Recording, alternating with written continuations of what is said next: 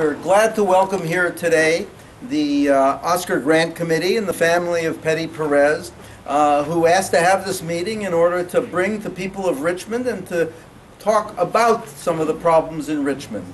As everybody here is following the news now, people are very, very concerned about both the policies and the actions of police departments across the country.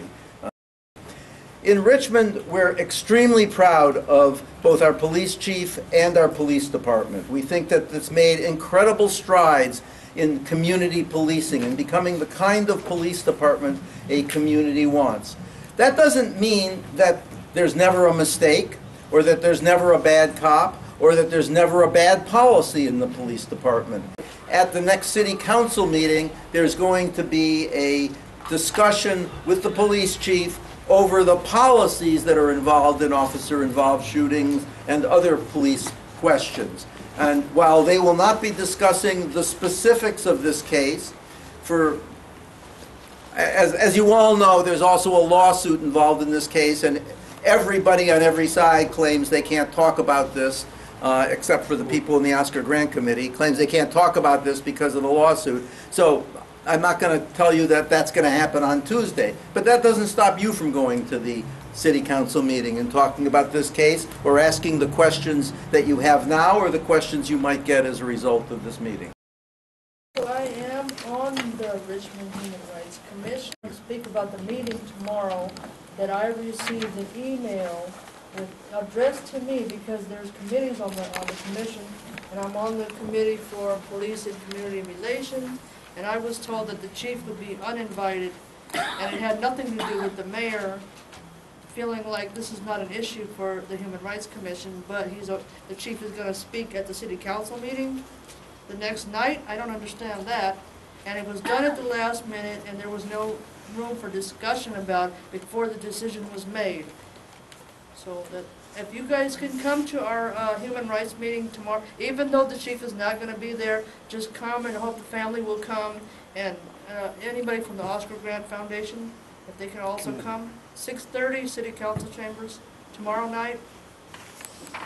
We're Showmans. We're from San Jose, and we're here to show solidarity for the family of the Perez family. Our daughter was murdered by the San Jose police on August 14th. In Blossom Hill Road.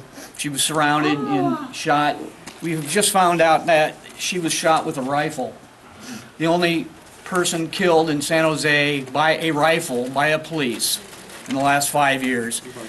The biggest frustration we have is that we don't know anything more today than we did August 14th. There has been an internal investigation. They keep delaying and delaying. The DA says they are investigating. And I suspect it's going to be a whitewash, just like what's happened here.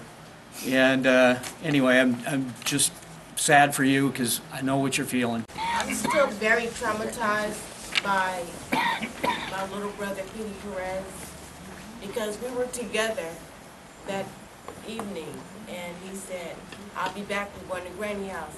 I said, "Okay." I said, "I love you, Petey." He said, "I love you too. We're going to Granny house." I said, "Okay, I'm going to wait for you." Well, it was very late. I couldn't wait because I have my 10-year-old son. One of the things we talked about earlier that day is he told me that he was being harassed by the Richmond police. And I said, "Petey, you need to tell Pops." And he said, "I did." He said, "Well, what do I do?" He said, "They keep asking me questions about shootings and killings in Richmond that I don't know about." I said, "I know, you're not even out here like that." So my question is, how do we protect ourselves? How do we protect ourselves against the police department if we're being harassed or targeted for something we don't know and then brutalized? Who do we go to fight the police?